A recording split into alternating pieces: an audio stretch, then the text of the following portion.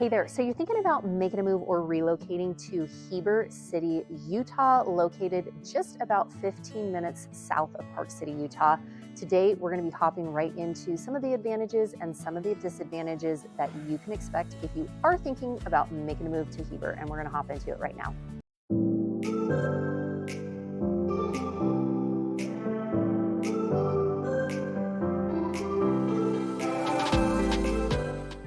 Mariah Koehle here. Welcome back to the channel, or welcome to the channel if this is your very first time here. I'm a licensed and active real estate agent here in the state of Utah, and this channel is all about eating, working, playing, sleeping, and living here in the Beehive State. If that's of interest to you, consider subscribing down below and make sure you tap that bell for notifications so you're notified every single week we drop a new video. We hear from people like you all the time who are looking to make a move, who are looking to relocate, buy, sell, or even build a property here in Utah, and we absolutely love it. So if you're thinking about making a move in a week, in a month, or even a year from now, feel free to give us a call, shoot us a text, send us an email, and my team and I would absolutely love to connect with you and help you out. So recently, I have been getting so many questions about Heber City. Where is it located? What can I expect? What are some of the, really the pros and the cons of living in Heber City? Well, just to give you a little bit of background, my in-laws actually built a home in Heber City about 20 years ago. Yes, 20 years ago. And honestly, I remember when they decided they were going to build there, we were like, Heber, right? It was so gorgeous and so beautiful, and it was small. It was small at that time. I'm not sure what the population was at that time 20 years ago, but currently it's around 19,000, people in and around Heber. So it has grown so much. The developments that we've seen, the different projects, the grocery stores, so much has expanded since those 20 years. But there's still so much charm. So we're going to talk about some of the reasons why people are making Heber home, and maybe what some of the disadvantages that you might want to weigh out if you are thinking about going that direction. So number one, honestly, the Heber Valley is so gorgeous. It is so gorgeous. You've got views of Mount Timpanogos. You've got just this beautiful valley feel. Another reason people really like it is it still has that small town charm. So it still feels like it is a small town compared to some of the surrounding areas. It has a slower pace of life. You still see a lot of farmland. You still see a lot of open spaces, although a lot of those open spaces are being gobbled up. But again, it has incredible views. It has that small town charm. It is a little bit slower pace of life, which is really nice for many people that are like, oh yeah, I want slower pace. Another thing is it is located outside of Park City, Utah. So sometimes people are like, oh, I want to be in Park City, but maybe they can't afford to be in Park City. So Heber is still considered affordable, although that is going to be a con that we're actually going to talk about here pretty soon, because Park City, we're looking at like the median home price in Park City closer to 1.5 million, where in Heber City, we're looking at closer to 800,000, which is bananas because, like I said, over the years, the house prices have just gone up so much in that area. But you've got the small town charm, you've got slower pace of life, a lot more rural sort of area, incredible views. A lot of people love the outdoor recreation in and around the Heber Valley. Honestly, you've got so many beautiful biking trails, hiking trails. You are close to the Uintas. You're close to Sundance. You're close to really Provo Canyon. And when you're going through Provo Canyon, you're about 40 minutes from Provo, where more of your big grocery shopping, malls, those type of things will be accessed through that. Same thing, people like the proximity of how close Heber is to an international airport. To Salt Lake, you're about an hour and 10 minutes, depending on traffic, depending on road conditions, for all of that. So a lot of people like the proximity. Same thing, outdoor recreation.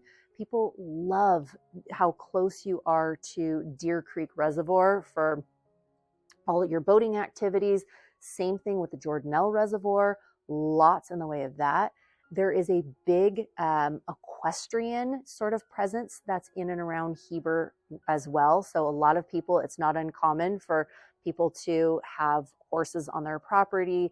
Many properties are an acre, 2, 3, there's some in and around Heber, 10 plus acres. So just depending on what you're looking for with that, there is a lot in the way of outdoor recreation, equestrian, hiking, biking, boating, a lot with outdoor recreation. So those are some of the pros of what is bringing people into the Heber Valley and really what's keeping them there too. All right, there are so many advantages to living in the Heber Valley, but there are definitely some disadvantages too. So today we're going to hop right into some of the disadvantages as well.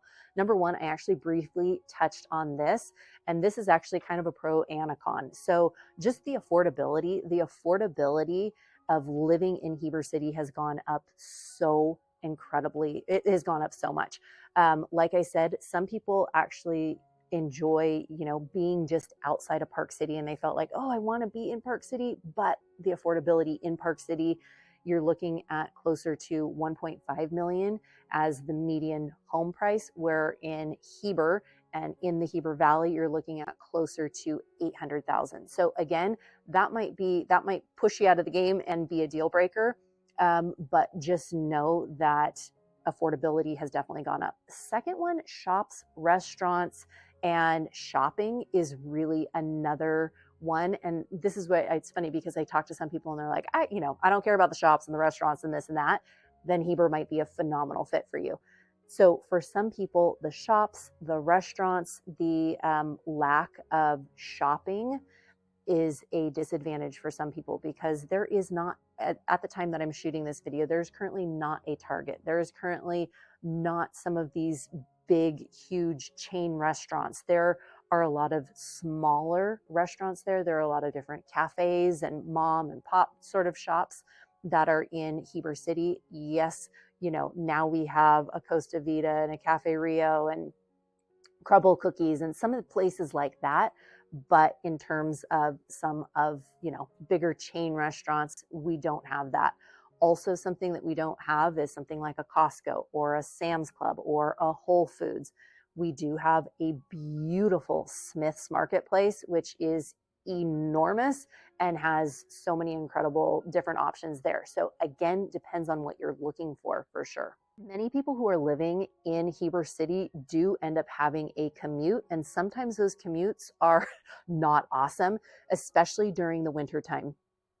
Knowing about the winter commute, if you are going into Salt Lake, a lot of times there are accidents going down Parley's Canyon down there, just because it's steep and it can get slippery. So know that. Same thing, sometimes, occasionally, doesn't happen that often, but if you are commuting into Provo, occasionally there are road closures there, or depending on the season and the year, there can be closures for snow, or conditions can be really slippery. So again, the commuting in and out either to Utah County or again over to Salt Lake can definitely be a factor for some people and possibly a disadvantage. Crowds have also been another disadvantage, honestly, for some people living in the Heber Valley, because Heber has grown so much, because lots of people, Heber and Park City and Midway have all become real tourist sort of destinations. The traffic, especially through Main Street, depending on the time of year, depending on the different activities and the different festivals and things that are going on, can get so busy. So for example, in September, we have something called Swiss Days that's in Midway, and there are so many people that come to Swiss Days from all over the place. I think somebody had said this year that there were 80,000 people that were coming. The traffic, it ends up just like through Provo Canyon, it just gets backed up for so long. Same with the other way, going through Main Street, all of that. So depending on the time of years, same weekend usually too, there's rodeos, there's, big baseball tournaments and soccer tournaments, different things that are going on. So the tourism for some people is like, it's just too much. But for other people, they're like, you know what? It's good. It only happens a handful of times a year. So these are some of the different things, again, that are bringing people to Heber.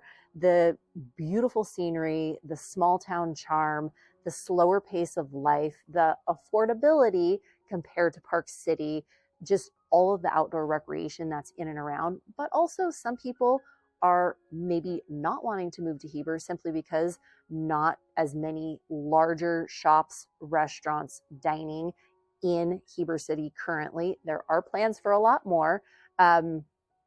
Also, that traffic in and around Park City, or in and around Main Street in Heber City, and then also the affordability for some, and then those commute times. And depending, if, like I said, if you're going through Provo Canyon, if you're headed over to Salt Lake City, depending on that can really decide whether or not that might be a good fit for you. So hopefully this gives you an idea. If you have any questions at all, my team and I help people like you all the time, and we absolutely love it. So feel free to give us a call, shoot us a text, send us an email. And if you do want a copy of our free Moving to Utah guide, simply comment down below the word guide, GUIDE, and we'd love to send that over to you.